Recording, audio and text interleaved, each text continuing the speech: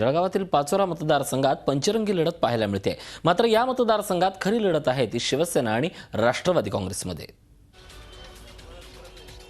पाचोरा विधानसभा मतदारसंघात शिवसेनेकडून किशोर पाटील हे निवडणुकीच्या रिंगणात उतरलेत। शिवसेनेचे जिल्हाप्रमुख असलेले किशोर पाटील 8 वर्षांपासून पोलीस कॉन्स्टेबल पदावर कार्यरत होते। सेनेचे माजी आमदार असलेले काका आरो पाटील यांचा राजकीय वारसा पुढे नेण्यासाठी त्यांनी पोलीस दलातील नोकरी सोडली।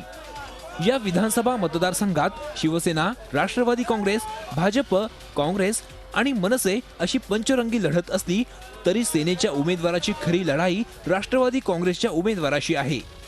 आमदार दिलीप वाघ यांच्यावरील बलात्काराच्या आरोपावरून या ठिकाणचं राजकारण जोरदार तापलं होतं। या निवडणुकीत शिवसेनेकडून प्रचारात याच मुद्द्यावर जोर दिला जातोय। आत्ताचे जे आमदार आहेत त्या आमदारांनी संपूर्ण मतदारसंघामध्ये आपल्या मतदारसंघाची नाव हे संपूर्ण महाराष्ट्रभर आणि देशभर खराब केलेलं आहेच, यात काही शंका नाही। त्यामुळे त्यांना देखील संपूर्ण मतदारसंघामध्ये कुठेही प्रतिसाद मिळायला तयार नाही। आपल्यावरील बलात्काराचा आरोप हा शिवसेनेचं षडयंत्र होतं, मात्र मतदारसंघात केलेल्या विकास कामांच्या जोरावरच आपण निवडून येणार असा विश्वास दिलीप वाघ यांनी व्यक्त केलाय।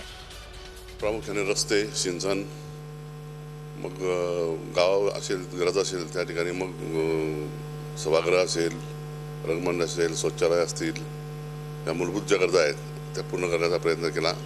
प्रामुख्याने रस्ते आणि सिंचनाचा प्रश्न मार्गी लावला आहे। सध्या आरोप प्रत्यारोपांच्या फैरी झाडल्या जात आहेत, त्यामुळे मतदारांची चांगलीच करमणूक होतीये। मात्र या पंचरंगी लढतीत पाचोऱ्याचा आमदार कोण होतो हे 19 ऑक्टोबरला स्पष्ट होईल। विकास भदाणे, झी मीडिया, जळगाव। झी 24 तास रहा एक पाऊल पुढे।